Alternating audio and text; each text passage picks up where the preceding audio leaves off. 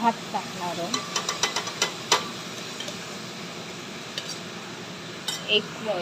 एक ग्लास आपण हे चावल मस्तपैकी ह्याला मिक्स करा भाज्यांबरोबर भाताला. आता आपण मसाले टाकूया. थोडीशी हळदीची पावडर, थोडंसं धना पावडर,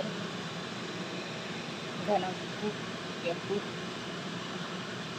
आणि थोडंसं मीठ टाकायचं, चवीनुसार मीठ.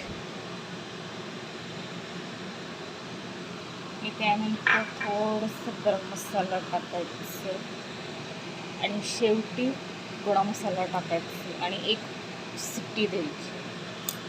आता मस्तपैकी ह्याला मिक्स करूया आपण आणि पाणी टाकून ह्याला